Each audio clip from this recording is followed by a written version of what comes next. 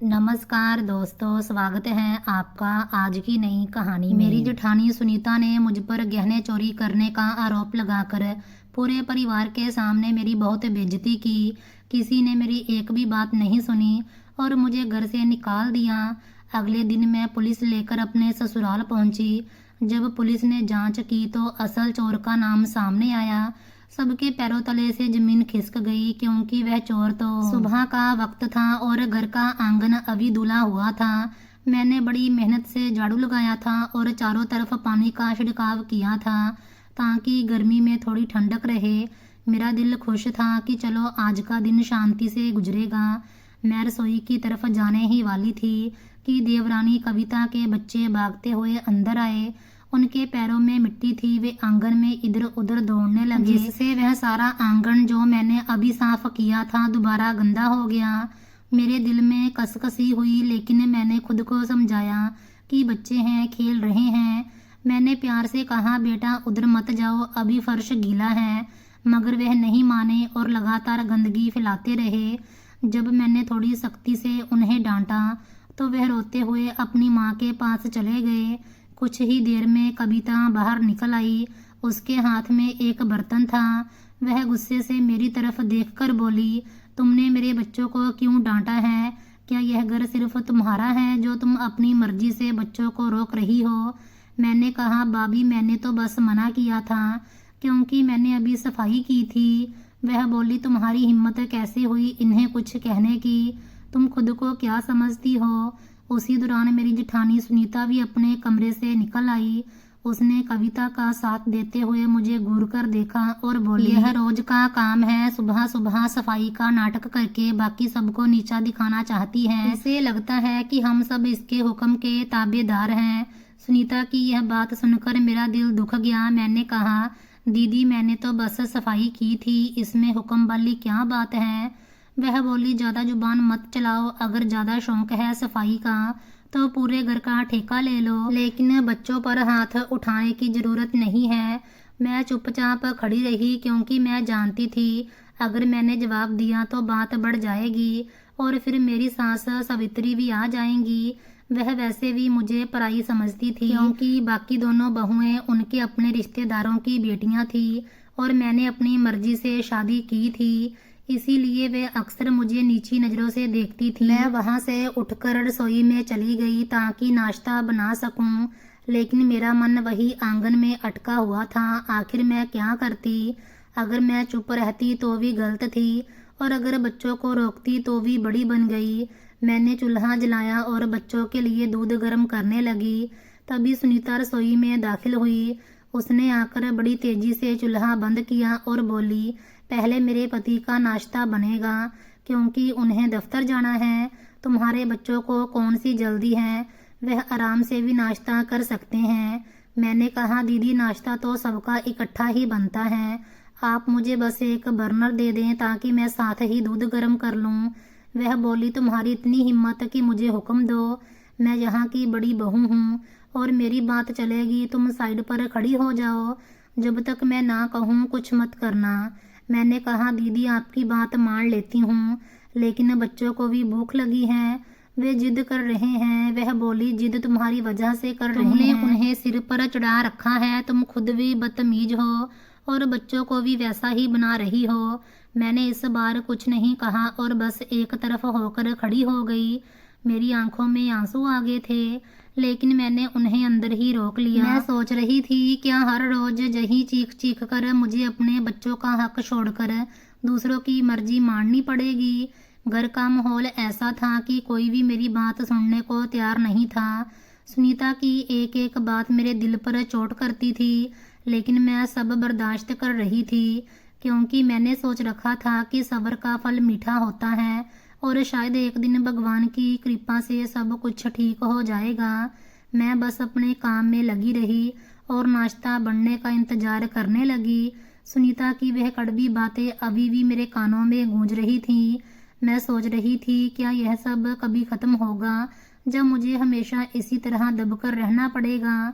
मैंने सोचा कि मैं अपने पति रोहित से बात करूंगी, शायद वह कुछ समझ सकें। लेकिन मुझे याद आया कि वह कभी इन मामलों में पढ़ना पसंद नहीं करते। वे हमेशा कहते थे तुम खुद ही संभालो, तो फिर मैं किससे बात करती। मेरा दिल कर रहा था कि मैं चीख कर सबको बता दूं कि मैं भी इस घर का हिस्सा हूँ, लेकिन मेरी खामोशी ही मेरी दुश्मन बनी हुई थी। मैंने नाश्ता पूरा किया और सबको देने चली गई। उस दौरान मेरी सास सवित्री रसोई में आई और मुझे देखकर तेवर चढ़ा लिया। उन्होंने कहा, तुमने नाश्ता बनाने में इतनी देर क्यों लगाई? क्या तुम नहीं जानती कि दफ्तर जाने वालों को देर हो रही है? मैंने कहा, दीदी मुझे बर्नर इस्तेमाल करने को नहीं दे रही थी तो मैं क्या करती? वह बोली, बहाने मत बनाओ, तुम खुद कामचोर हो और सिर्फ अपनी सहूलियत देखती हो। मैं कुछ ना बोली और सिर झुकाकर बाहर आ गई। सुबह का वह सारा वाकया मेरी आंखों के सामने फिल्म की तरह चल रहा था। मैं बस यह सोच रही थी, क्या मेरी कोई कदर है इस घर में, या मैं सिर्फ एक मशीन हूँ जो सबके लिए काम करे और फिर भी बुरी बने। जेठानी के ताने, देवरानी का झगड़ा और सास की बेरुखी, ये सब मेरे लिए किसी यातना से कम नहीं थे। लेकिन मैंने हिम्मत नहीं हारी। मैंने सोच लिया कि आज जो भी हो जाए अपना हक मांग कर रहूँगी, चाहे कुछ भी हो जाए। मैंने अपने बच्चों को नाश्ता कराया और उन्हें लेकर कमरे में चली गई ताकि इस माहौल से कुछ देर दूर रह सकूं। वहां बैठकर मैंने सोचा कि मैं कब तक यह सब बर्दाश्त करूंगी। क्या मेरा कोई हक नहीं है इस घर में? मैंने अपने पति के आने का इंतजार करने का सोचा और दिल में एक दृढ़ संकल्प किया कि आज जो भी बात होगी वह खुलकर होगी। मैंने अब फैसला कर लिया था कि मैं खामोशी का लबादा ओढ़कर नहीं रखूंगी, बल्कि अपनी बात पूरे घर के सामने रखूंगी, चाहे इसके परिणाम कुछ भी हों। मैं जानती थी कि घर वाले मुझे शक की नज़र से देखते हैं, लेकिन अब मुझे उसकी परवाह नहीं थी, क्योंकि मैं जानती थी कि सत्य का साथ देने वाला हमेशा जीतता है, चाहे समा कितना ही लगे। मैंने भगवान पर भरोसा किया और खुद को तैयार किया कि अब जो कुछ भी होगा वह मेरी जिंदगी का नया मोड़ मोड़ेगा। दोपहर का वक्त था और गर्मी अपनी तीव्रता पर थी। मैंने सोचा कि आज घर के तमाम कपड़े धो लूं ताकि कल के लिए सुकून हो। मैंने आंगन में वॉशिंग मशीन लगाई और उसे पानी से भरकर सर्फ डाल दिया। मैं अभी कपड़े मशीन में डाल ही रही थी कि मेरी जेठानी कमरे से निकली और मुझे मशीन पर देखकर उसके चेहरे के भाव बदल गए। वह तेजी से मेरे पास आई और उससे पहले कि मैं कुछ समझ पाती, उसने मशीन का स्विच जोर से खींचकर बंद कर दिया और मशीन के अंदर से मेरे कपड़े निकालकर जमीन पर फेंक दिए। मैंने हैरानी और दुख से उसकी तरफ देखा और पूछा, दीदी ये आपने क्या किया? तो वह चिल्लाने लगी, यह मशीन तुम्हारे बाप की नहीं है जो तुमने सुबह से यहाँ पर कब्जा कर रखा है। मैंने ठंडे स्वर में जवाब दिया, दीदी ये मशीन आपकी भी नहीं है और ना ही मेरी, यह तो हम सबके आने से पहले से घर में मौजूद है और यह सास की है तो इस पर सबका हक है। मैं तो बस अपने बच्चों के कपड़े धो रही थी, लेकिन सुनीता का गुस्सा और बढ़ गया। वह मेरी तरफ उंगली करके बोली, ज़्यादा जुबान मत चलाओ वरना तुम्हें इस घर से निकालने में मुझे 2 मिनट लगेंगे। उस वक्त मेरे पति रोहित बरामदे में खड़े थे और यह सब कुछ देख रहे थे। मुझे लगा कि शायद वे आकर मेरी हिमायत करेंगे या अपनी भाभी को रोकेंगे, लेकिन वह बस खामोश रहे और अपने मोबाइल में मगन हो गए।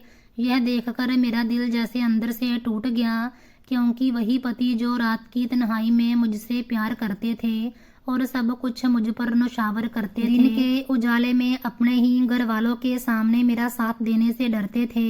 मैं उस वक्त खामोश ना रह सकी और मैंने सुनीता से कहा, आप यह क्या कर रही हैं? जितना घर यह आपका है उतना ही मेरा भी है। आप मुझे इस घर से निकालने वाली कौन होती हैं? यह सुनकर सुनीता की आंखों में गुस्सा और नफरत के शोले भड़क उठे। उसने धमकी भरे स्वर में कहा, देखो अब मैं तुम्हारे साथ क्या करती हूँ। फिर शाम का वक्त हुआ जब सब घर वाले इकट्ठे हुए तो सुनीता ने सास के कान में मेरी शिकायतें करनी शुरू कर दी। उसने सास से कहा, माँ जी यह अनन्या बहुत जुबान दराज हो गई है और यह घर की बातें अपने मायके में जाकर बताती है और यह भी कहती है कि सास घर में कोई काम नहीं करती। यह सुनकर सास का चेहरा गुस्से से लाल हो गया। वह सीधी मेरे पास आई और मुझे बुरा भला कहना शुरू कर दिया। उन्होंने मुझ पर चीखना शुरू कर दिया, तुम्हें शर्म नहीं आती कि तुम मेरी बुराइयां मायके में करती हो? मैं तो तुम्हारी माँ की परवरिश पर बात कर रही थी। उन्होंने तुम्हें क्या सिखाया है? मैंने रोते हुए कहा। माँ जी, भगवान की कसम, मैंने ऐसा कुछ नहीं कहा। यह सब झूठ है। मगर मेरी एक ना सुनी गई। सास ने कहा, आगे से मुझे अपनी सूरत मत दिखाना, मेरे कमरे में कभी मत आना। यह वही सास थी जिनकी मैं हर रोज रात को टांगे दबाती थी, उनके पैरों पर तेल लगाती थी ताकि उन्हें सुकून मिल सके। लेकिन आज वही सास मेरे खिलाफ खड़ी थी। सुनीता ने मेरी तरफ देखा और एक मनहूस मुस्कान के साथ बोली, मैंने कहा था ना तुम्हें इस घर में नहीं रहने दूंगी। अब देखो माँ जी, तुम्हें यहाँ से निकालेंगी। बस कुछ दिन और सब्र करो, फिर देखो आगे होता क्या है। मैं वहाँ से भागकर अपने कमरे में चली गई और अंदर से कुंडी लगाकर रोने लगी। मुझे ऐसा लगा जैसे पूरी दुनिया मेरे खिलाफ हो गई है। शाम को रोहित घर वापस आए तो मुझे रोता हुआ देखकर उन्होंने पूछा, क्या हुआ? मैंने कहा, कुछ नहीं, वही रोज के मामले हैं। लेकिन क्या आप कभी मेरे हक में बोलेंगे? तो वह लापरवाही से बोले, यह औरतों के मामले हैं, मुझे इस सबसे दूर रखो। मैंने कहा, देवर और जेठ जी भी तो बात करते हैं। जब भी कोई ऊंच नीच हो तो वह माँ जी से भी लड़ पड़ते हैं। तो आप मेरे लिए क्यों कोई बात नहीं करते? लेकिन उन्होंने कोई जवाब नहीं दिया और अपने मोबाइल में मगन हो गए। मुझे एहसास हुआ कि इस घर में मेरी हिमायत करने वाला कोई नहीं था। मैं अकेली थी और मेरी जिंदगी सिर्फ आंसुओं और दुखों में उलझ कर रह गई थी। लेकिन मैंने उस दिन हिम्मत नहीं हारी। मैंने दिल में ठान ली थी कि चाहे कुछ भी हो जाए, मैं अपने साथ होने वाली जातियों के खिलाफ खड़ी रहूंगी, चाहे इसके लिए मुझे कितना ही बड़ा खामियाजा क्यों ना भुगतना पड़े। यह मेरा आखिरी फैसला था अपनी ज़िंदगी के बारे में। रात के 2 बज रहे थे और पूरे घर में एक वीरानी सी छाई हुई थी, जिसमें सिर्फ दीवार घड़ी के टिक टिक करने की आवाज़ सुनाई दे रही थी। मैं अपने कमरे के एक कोने पर बिस्तर पर उदास बैठी थी और मेरे मन में वही कड़वी बातें घूम रही थी जो सारा दिन मुझे सुनने को मिली थी। मेरा पति मेरे पास ही लेटा हुआ था, लेकिन उनकी पूरी तवज्जो उनके मोबाइल की रोशन स्क्रीन पर थी। वे किसी बड़ी गंभीरता के साथ मोबाइल पर कुछ देख रहे थे और जैसे इस दुनिया से बेखबर हो चुके थे। मैंने बड़ी हिम्मत जमा करके अपना हाथ उनकी बाजू पर रखा और दीदे से पूछा, क्या आप मेरी बात सुन रहे हैं? आज माँ जी और भाभी ने जो कुछ मेरे साथ किया है और जिस तरह मुझे सबके सामने नीचा दिखाया गया है, क्या आपको इस पर कुछ नहीं कहना? वह मेरी तरफ देखे बगैर बोले, अनन्या, तुम हर बात को क्यों तूल देती हो? यह औरतों के घर के छोटे छोटे मामले हैं, मुझे इनसे दूर ही रखा करो। मैंने कहा, भला यह मामूली मामले कैसे हो सकते हैं? यह मेरी इज्जत का सवाल है और जिस तरह भाभी मुझे ताने देती हैं, इससे मेरा दिल कटकर रह जाता है। क्या आप एक बार भी मेरे हक में नहीं बोल सकते? बाकी देवर और जेठ भी तो अपनी बीवियों के लिए माँ से बहस कर लेते हैं, फिर आप क्यों खामोश रहते हैं? यह सुनकर वह गुस्से से उठकर बैठ गए और मोबाइल साइड पर फेंकते हुए बोले, मैं उन जैसा नहीं हूँ, मैं अपनी माँ से बहस नहीं कर सकता। तुम खुद समझदार हो, खामोश रहा करो। यह कहकर वह दोबारा लेट गए और मैं अपनी ही दीवारों को तकती रह गई। मुझे तब पहली बार तीव्रता से एहसास हुआ कि इस घर में मेरा कोई सहारा नहीं है। मेरा पति मेरा साथ देने की बजाय अपने आराम को तरजीह दे रहा था। मैं यहाँ अकेली अपनी जंग लड़ रही हूँ। रात भर मैं करवटें बदलती रही और आंसू बहाती रही, यह सोचकर कि क्या इस रिश्ते की यही हकीकत है कि जब बीवी को अपनों की हिमायत की सबसे ज़्यादा ज़रूरत हो तो पति उसे औरतों के मामले कहकर टाल दे। मैंने सोचा कि आखिर मेरा कसूर क्या है? सिर्फ यह कि मैंने अपनी मर्जी से शादी की थी। यह कि मैं इन लोगों की तरह चापलूसी नहीं करती थी जो हर वक्त सास और जेठानी के आगे पीछे फिरते रहते हैं। सुबह का सूरज निकला तो मेरे दिल में एक अजीब सी घबराहट थी, जैसे कोई बहुत बड़ी आफत आने वाली हो। मैं नियम के मुताबिक रसोई में नाश्ता तैयार करने के लिए दाखिल हुई और चूल्हे पर चाय रखकर अभी मुड़ी ही थी कि अचानक बरामदे से जेठानी की चीखने की आवाज़ आई। वह अपना सिर पीट रही थी और उनकी चीखें इतनी तेज थी कि पूरा घर हिल गया। मैंने फौरन चूल्हा बंद किया और हाँफती हुई बाहर की तरफ भागी। वहाँ आंगन में जेठानी सुनीता, सास सावित्री और देवरानी कविता सब खड़े थे।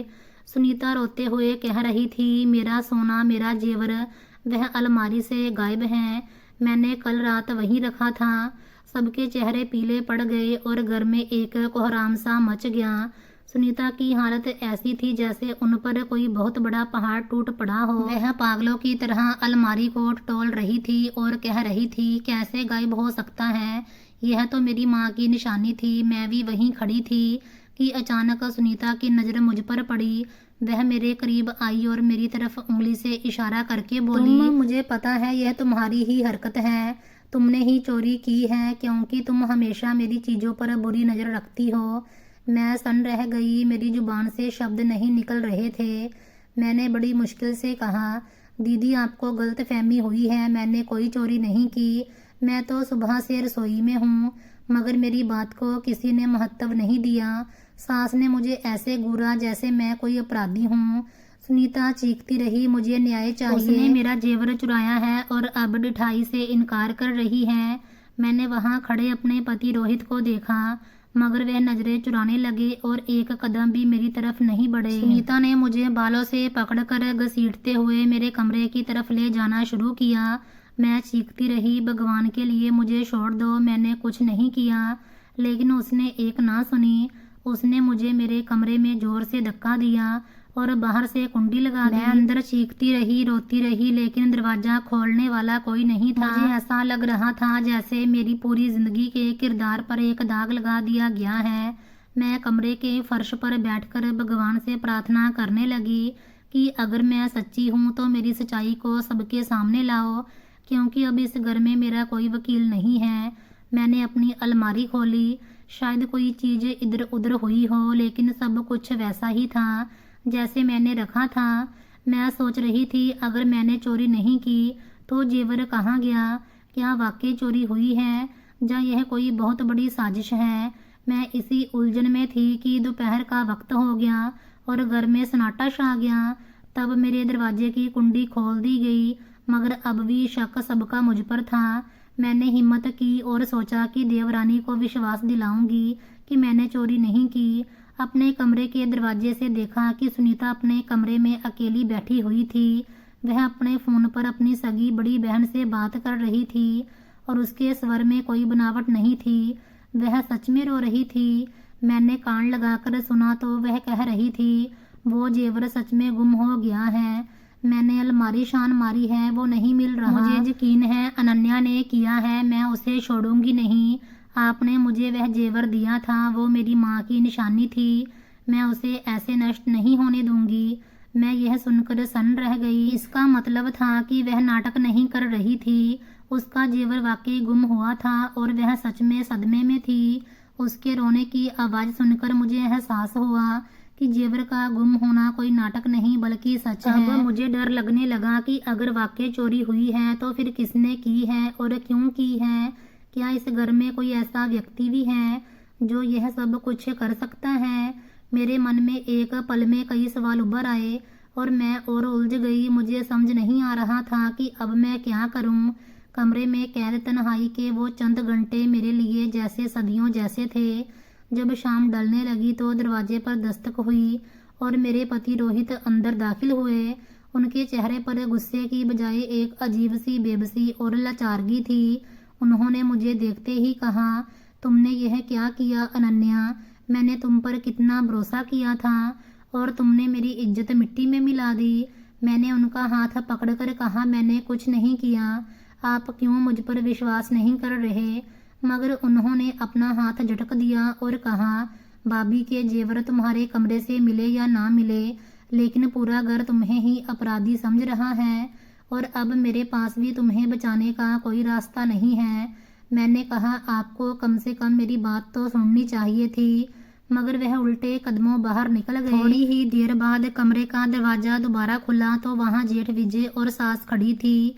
विजय की आंखों में तीव्र नफरत थी और सास के होंठों पर तानों की बौछार। विजय ने मुझे बाजू से पकड़कर खड़ा किया और कहा, तुम जैसी चोर और बेइज्जत औरत इस घर में रहने के लायक नहीं है। सास ने भी उनका साथ देते हुए कहा, निकल जाओ इस घर से और अपनी बदतमीजी अपने मायके ले जाओ। तुमने हमारी इज्जत नीलाम कर दी है और अब तुम्हारा यहाँ कोई काम नहीं है। मैंने रोते हुए अपने बच्चों को संभाला और कहा मैं निर्दोष हूँ, मगर उन्होंने मुझे धक्का देते हुए घर के मुख्य दरवाजे तक पहुँचा दिया और मेरा सामान भी बाहर फेंक दिया। मैं अपने बच्चों के साथ सड़क पर खड़ी थी और मेरे पास कहीं जाने का कोई रास्ता नहीं था सिवाय अपने मायके के। मैं वहां पहुंची तो मेरे घर वाले मेरा हाल देखकर हैरान रह गए। मैंने उन्हें सारा वाक्य सुनाया तो मेरे भाई ने कहा अगर तुम सच्ची हो तो हमें अभी कानूनी कार्रवाई करनी चाहिए। मैंने ठंडे स्वर में कहा मैं जरूर वापस जाऊंगी, मगर इस बार अकेली नहीं बल्कि न्याय के साथ, क्योंकि यह मेरी इज्जत का मामला है और मैं किसी को अपनी ज़िंदगी बर्बाद करने का मौका नहीं दूंगी। मैंने रात भर जागकर तमाम घटनाओं पर विचार किया और सोचा कि अगर चोर मैं नहीं हूँ तो फिर कौन हो सकता है। मैंने पिछले तमाम वाक्यों को जोड़ा तो मुझे शक हुआ कि जेठ विजय ही वह व्यक्ति हैं जो अक्सर कर्जों में डूबे रहते थे और आजकल उनका रवैया भी कुछ बदला हुआ था। मैंने फैसला किया कि कल सुबह ही मैं पुलिस के साथ उस घर जाऊंगी ताकि दूध का दूध और पानी का पानी हो जाए। अगली सुबह होते ही मैंने पुलिस अधिकारी से संपर्क किया और उन्हें घर का पता दिया तथा बताया कि मेरे साथ किस तरह का व्यवहार हुआ है। हम जब घर पहुंचे तो घर का माहौल बहुत तनावपूर्ण था। सुनीता आंगन में बैठी अभी भी रो रही थी। जैसे ही पुलिस की गाड़ी का सायरन सुनाई दिया, घर वालों के पैरों तले से जमीन खिसक गई। सास और विजय के चेहरे का रंग उड़ गया और सुनीता की चीखें तो जैसे गले में ही अटक गई। पुलिस वाले अंदर दाखिल हुए तो सास ने शोर मचाना शुरू कर दिया, यह चोरनी पुलिस को ले आई है। मगर अधिकारी ने अपनी कुर्सी संभाली और कहा पहले चुप हो जाएं, हम यहाँ जांच के लिए आए हैं। अगर यह घर की बहू निर्दोष निकली तो आप सबको इसका खामियाजा भुगतना पड़ेगा। विजय ने आगे बढ़कर कहा ये सब झूठ है, हमने जेवर गुम होने पर इसे निकाला है। मगर पुलिस वालों ने उनकी बातों पर ध्यान दिए बिना घर की तलाशी लेना शुरू कर दी। सास और सुनीता बौखलाहट में इधर उधर भाग रही थी, मगर पुलिस का दायरा बढ़ता जा रहा था। अधिकारी ने विजय से पूछा तुम्हारा कारोबार कैसा चल रहा है, तो वह हकलाने लगे और कोई संतोषजनक जवाब ना दे सके। फिर पुलिस ने विजय की अलमारी की तलाशी ली तो वहां से वह जेवरात के डब्बे बरामद हो गए जिनके बारे में सुनीता का दावा था कि वह चोरी हो गए हैं। यह दृश्य देखकर सुनीता की तो जैसे सांस रुक गई। वह जमीन पर बैठ गई और उसकी निगाहें अपने पति पर जम गई जिनका चेहरा शर्मिंदगी से झुका हुआ था। सास को अपनी गलती का एहसास हुआ, मगर तब तक बहुत देर हो चुकी थी। मैं वहीं खड़ी यह सारा मंजर देख रही थी और मेरा दिल एक शांति से भर गया था कि आखिरकार सच सामने आ ही गया। विजय ने अपना सिर पकड़ लिया और कबूल किया कि वह कर्जों के बोझ तले दबे हुए थे और उन्हें कोई और रास्ता नहीं सूझा। इसीलिए उन्होंने अपनी ही पत्नी के जेवरात चुरा लिए ताकि वे अपना कर्ज उतार सकें। यह सुनकर सुनीता का कलेजा मुंह को आ गया और वह अपने पति को घूरने लगी जिसने उस पर इतना बड़ा आरोप लगाकर मुझे घर से निकलवाया था। सास ने मेरी तरफ देखा तो उनकी आंखों में पछतावे के आंसू थे, मगर मैं अब इस मुकाम पर थी जहां मुझे उनकी सहानुभूति की जरूरत नहीं थी। मेरे पति रोहित भी वहां खड़े थे और उनका सिर झुका हुआ था। उन्हें अपनी कमजोरी और अपने घर वालों के सामने मेरी बेबसी पर शर्मिंदगी हो रही थी। पुलिस ने विजय को अपनी हिरासत में ले लिया और बाकी सब घर वाले उसी हालत में वहीं खड़े रह गए। मेरी बेगुनाही साबित हो चुकी थी और वह साजिश जिसके तहत मुझे चोर करार दिया गया था वह अब खुद उन्हीं के गले पड़ गई थी। मैंने पुलिस अधिकारी का धन्यवाद किया और अपने भाई के साथ वापस मुड़ जाने का सोचा। रोहित ने मेरा रास्ता रोक लिया और बोले अनन्या मेरी गलती है, मैंने तुम पर विश्वास नहीं किया, प्लीज घर वापस आ जाओ। मगर मैंने उनकी आंखों में देखा और कहा जिस घर में मेरी इज्जत ही सुरक्षित ना हो वहां रहने का क्या फायदा। आपने कभी मेरा साथ नहीं दिया और आज भी आप मुझसे माफी मांगकर अपना जमीर साफ करना चाहते हैं, यह संभव नहीं है। सास ने भी आगे बढ़कर मेरा हाथ पकड़ने की कोशिश की, मगर मैंने उन्हें भी रोक दिया और कहा माँ जी इज्जत कमाई जाती है, मांगी नहीं जाती। और आप लोगों ने तो मेरी इज्जत को मिट्टी में मिलाने में कोई कसर नहीं छोड़ी थी। अब मैं इस घर का हिस्सा नहीं रह सकती। मैंने अपने बच्चों को लिया और वहां से जाने लगी तो रोहित ने मेरा रास्ता रोक लिया। उनकी आंखों में पहली बार मुझे सच्चा पछतावा नजर आया। वह मेरे पैरों में बैठ गए और कहने लगे, अनन्या मुझे माफ़ कर दो, यह सब मेरी कमजोरी थी। मैंने तुम्हें वह स्थान नहीं दिया जिसकी तुम हकदार थी और मेरी इसी खामोशी ने बाकियों को तुम पर अत्याचार करने का हौसला दिया। मैंने अपनी अकड़ को तुम्हारी इज्जत से बड़ा समझा, मगर आज जब तुमने मुझे आईना दिखाया है तो मुझे अपनी हार का एहसास हो रहा है। प्लीज़ बच्चों की खातिर एक मौका मुझे और दे दो। वह रो रहे थे और उनकी आंसुओं में वह सच्चाई थी जिसे नज़रअंदाज करना मेरे लिए मुश्किल था। फिर सांस भी आगे बढ़ी, उनकी आंखों में भी पछतावा था। वह कहने लगी, बेटी हमसे बहुत बड़ी गलती हुई है। हमने एक ऐसी बेटी को पहचानने में देर कर दी जो हमारी इज्जत की रक्षा कर रही थी।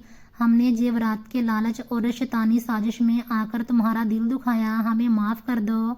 अब यह घर तुम्हारा है। हम तुम्हारे साथ कभी ऐसा व्यवहार नहीं करेंगे। मैंने एक पल के लिए अपने बच्चों को देखा जो अपने पिता को रोता हुआ देखकर सहम गए थे। मेरा दिल जो वर्षों से पत्थर बना हुआ था अचानक पिघलने लगा। मैंने सोचा कि अगर मैं आज बदला लेने की खातिर सब कुछ ख़त्म कर दूं तो क्या मुझे सुकून मिलेगा? शायद नहीं। बदले से ज़्यादा ताकतवर चीज़ माफ़ी है। मैंने भगवान का नाम लिया और फैसला किया कि मैं इस रिश्ते को एक और मौका दूंगी, मगर इस बार अपनी शर्तों पर। मैंने रोहित का हाथ थामकर उन्हें उठाया और कहा, मैं आपको और इस घर वालों को माफ़ करती हूँ, लेकिन इस शर्त पर कि आज के बाद मैं सिर्फ एक बहू नहीं बल्कि इस घर की बराबर की हिस्सेदार समझी जाऊंगी। मेरे स्वाभिमान पर कोई समझौता नहीं होगा और मेरे बच्चों को वही सम्मान मिलेगा जिसके वह हकदार हैं। मेरी यह बात सुनकर सबने सिर झुका लिया और मुझे विश्वास दिलाया कि अब सब बदल जाएगा। मैं वापस घर के अंदर दाखिल हुई। विजय को पुलिस ले जा चुकी थी और घर में एक अजीब सा सन्नाटा था। मैंने हिम्मत नहीं हारी बल्कि घर की बिखरी हुई डोरों को दोबारा समेटना शुरू किया। मैंने सास की देखभाल की, अपने पति के साथ संबंधों में नई जान फूंकी और सबसे बढ़कर मैंने सुनीता, जो अब अपने किए पर शर्मिंदा थी, उनके साथ भी नरमी का रवैया अपनाया। समय गुजरता गया और मेरी दी गई माफ़ी रंग लाने लगी। जब लोगों ने देखा कि मैंने अपने चरित्र और अपनी शराफत से सबके दिल जीत लिए हैं तो सास का रवैया भी पूरी तरह बदल गया। वे अब मुझे अपनी बेटियों से बढ़कर मानने लगी। मेरे पति अब हर कदम पर मेरा साथ देते हैं और मेरी राय को महत्व देते हैं। वह घर जो कभी मेरे लिए एक डरावना सपना था अब वह एक शांतिपूर्ण स्वर्ग बन चुका था। मैंने अपनी लेखन की श्रृंखला भी जारी रखी। मेरी कहानियाँ अब सिर्फ दुख पर आधारित नहीं थी बल्कि उनमें आशा, माफ़ी और मानवीय रिश्तों की खूबसूरती का प्रतिबिंब होता था। लोग मेरी कहानियाँ पढ़कर प्रभावित होते और अक्सर मुझसे सलाह मांगते कि ज़िंदगी के मुश्किल मोड़ पर कैसे फैसले किए जाएं। कई साल बाद जब मैं अपने घर के आंगन में बैठकर अपने बच्चों को हंसते खेलते देखती हूँ तो मुझे वह दिन याद आता है जब मैंने अपना घर छोड़ने का इरादा किया था। मुझे आज भी वह दिन याद है जब मैंने सबको माफ़ करके उन्हें एक नई ज़िंदगी का तोहफा दिया था। मैंने सीख लिया है कि कभी कभी किसी को सज़ा देने से ज़्यादा उसे माफ़ करके बदल देना असल सफलता है। आज मेरा घर खुशियों से भरा है। विजय जो अपनी सज़ा काट कर लौटे वह भी एक बदला हुआ इंसान बन चुके हैं। हम सब एक दूसरे के दुख सुख में बराबर के साझेदार हैं। मैं आज एक सफल लेखिका हूँ, एक खुशहाल पत्नी हूँ और एक ऐसी माँ हूँ जिसके बच्चे गर्व से कहते हैं कि हमारी माँ ने अपनी मोहब्बत और बर्दाश्त से पूरे परिवार को जोड़कर रखा है। मेरी ज़िंदगी का यह अनुभव मुझे यह सिखा गया कि माफ़ी में वह ताकत है जो बड़े से बड़े तूफान को थाम सकती है। मैंने जो रास्ता चुना उसने ना सिर्फ मेरी इज्जत बहाल की बल्कि एक टूटे हुए घर को भी जोड़ दिया।